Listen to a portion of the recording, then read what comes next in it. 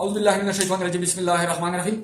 आज का एक्सपेरिमेंट जो हमारा है वो है study of spirometry. What is the spirometry and what is the spirometer, किस लिए यूज होती है? पेशेंट के लंग्स फंक्शन के बारे में हम स्पायरोमेट्री की जो टेस्ट है जिसे PFT पल्मोनरी फंक्शन टेस्ट जो करवाते हैं उसे कहते हैं स्पायरोमेट्री। इसमें हम फाइंड आउट करते हैं पेशेंट के obstructive disease and restrictive disease. What is the restrictive disease?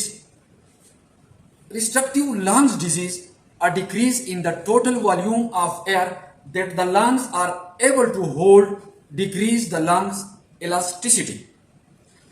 What is the obstructive lungs disease? Obstructive lung disease causing restricted airflow and breathing problems. For example, smoking. Smoking में obstructive lung disease की chances ज्यादा होते हैं। Obstructive pattern में and रिस्ट्रक्टिव pattern में कौन कौन से डिजीज आते हैं वो पढ़ते हैं। और spirometry, what is the spirometer and what is the spirometry, ये पढ़ते हैं आज। और इसका ग्राफ के बारे में आज हम डिटेल से पढ़ते हैं। Measure the lungs volume, what is the spirometer? Measure the lungs volume and lungs capacity is by using a spirometer. Second, what is the spirometry? The procedure of the recording is called spirometry. Patient को हम देते हैं mini flowmeter. Patient को कहते हैं कि maximum air को inhale कर दे और मिनी फ्लोमीटर में एक्सेल कर दे।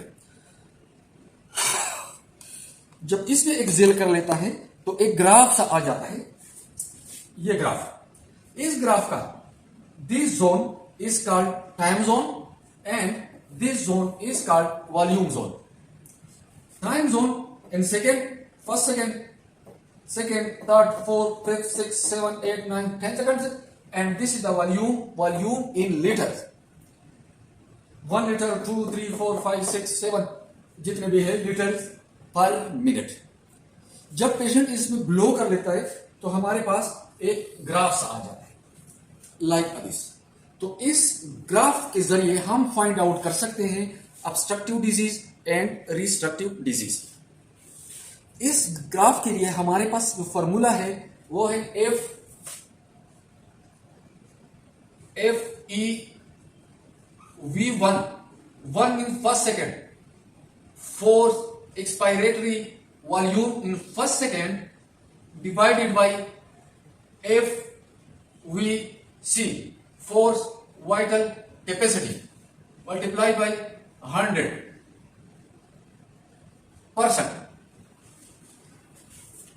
अब इस ग्राफ की हम देखते हैं FeV1 in first second. This is the first second. ये फर्स्ट सेकेंड का हम देखते हैं volume. This is the first second. First second है हमारे पास, ये first second means FeV1 first second, वो है 4। FeV1 4। FVC इसका highest point, this is the highest point.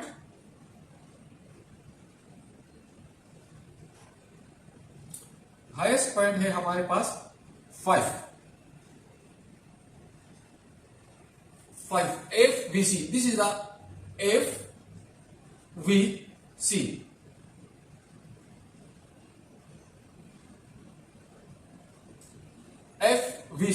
FVC हमारे पास है 5 and this area is called RV, residual volume, जो भी आप कहते हैं, multiply by 100। 5 20 is equal to 80%, और आप कह सकते हैं 0.8। अब नॉर्मल हमारे पास है, कुछ बुक्स ने लिखा है 75 to 80% और कुछ बुक्स ने लिखा है ओनली 80%। ये नॉर्मल है। अब इंक्रीज एंड डिक्रीज के बारे में अब हम पढ़ते हैं।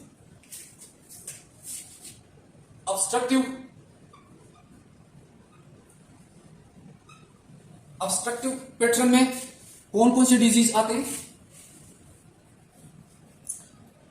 एंड रिस्ट्रक्टिव।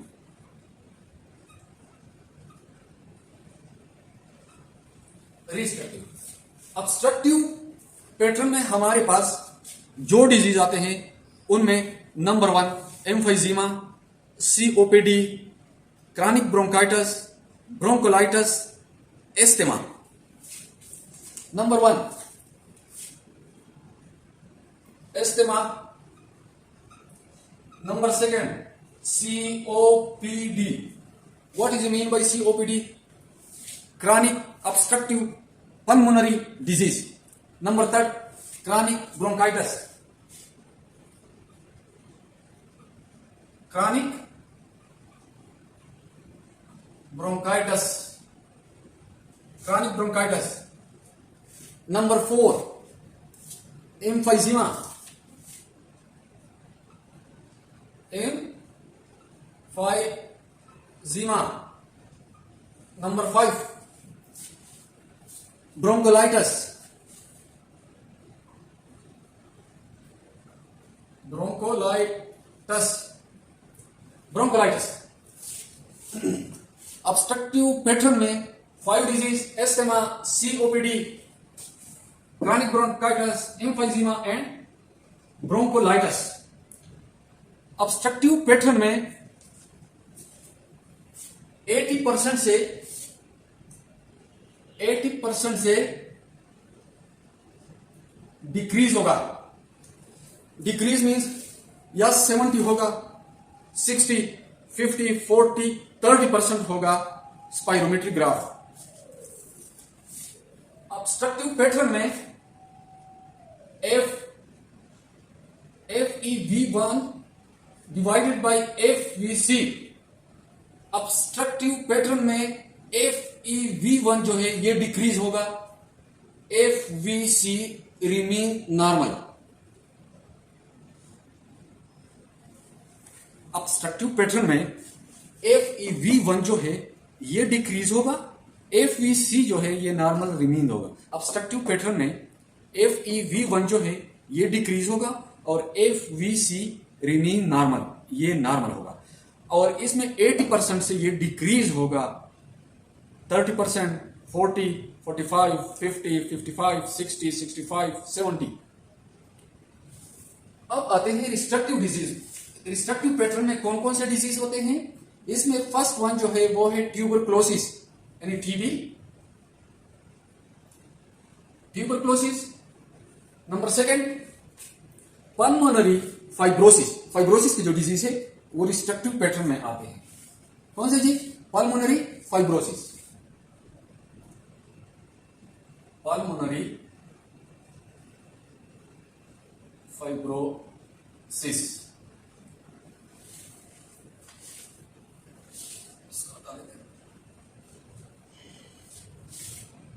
इस पैटर्न में, रिस्ट्रक्टिव पैटर्न में ये 80% से इंक्रीज होगा या तो 90% या 100 या 1 और 10, 120, 150, 200, 250 यानी 80% से इंक्रीज होगा रिस्ट्रक्टिव पैटर्न में। नंबर 2 इसमें FEV1 बाय FVC। इस पैटर्न में FVC जो है ये डिक्रीज होगा और FEV1 रिमेन नॉर्मल। रिपीट करता हूं, रिस्ट्रक्टिव पैटर्न में FEV1 जो है नॉर्मल होगा, FVC जो है ये डिक्रीज होगा। कैसे डिक्रीज डिजीज है? तो ये ऑब्स्ट्रक्टिव डिजीज में, ऑब्स्ट्रक्टिव पैटर्न में 80% से ये डिक्रीज क्यों होता है? ये वेरी वेरी इंपॉर्टेंट इशू। अगर लंग्स को देख रहे हम,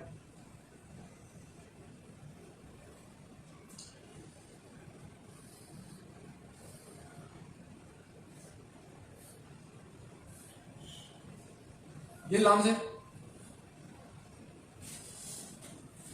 लंग्स में इलास्टिक फाइबर्स होते हैं। This is the elastic fibres. यानी लंग्स में इलास्टिसिटी होता है, इलास्टिक फाइबर्स होते हैं। तो ऑब्स्ट्रक्टिव पैटर्न में इलास्टिसिटी जो है,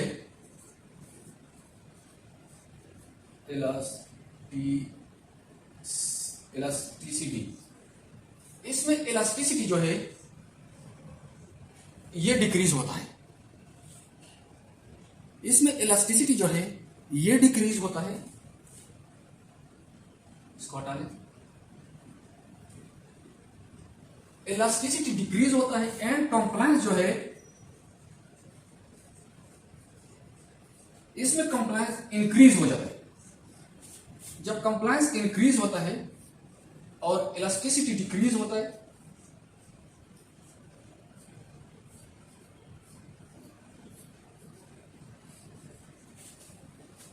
तो इसी वजह से ये परसेंटेज जो है 80% से ये डिक्रीज होता है ऑब्स्ट्रक्शन की वजह से। ऑब्स्ट्रक्टिव पैटर्न में ये 80% से डिक्रीज होता है। वो मेन रीजन यही होता है कि इलास्टिसिटी जो है इसमें डिक्रीज होता है और कंप्लायंस जो है ये इंक्रीज हो जाता है ऑब्स्ट्रक्टिव पैटर्न में। अब बात करते हैं रिस्ट्रक्टिव पैटर्न में। रिस्ट्रक्टिव पैटर्न में इसका अपोजिट होगा। रिस्ट्रक्टिव पैटर्न में इसका अपोजिट होगा। इलास्टिसिटी जो है ये इंक्रीज होता है और कंप्लायंस जो है ये डिक्रीज होता है।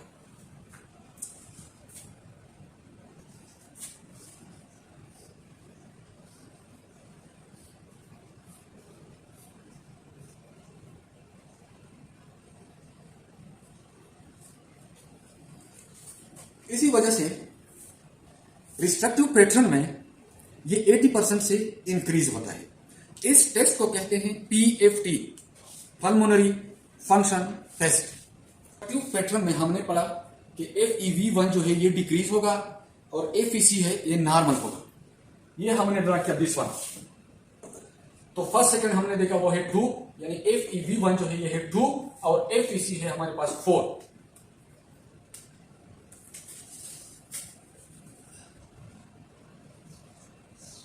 FEV1 है 2 और FEC है हमारे पास 4।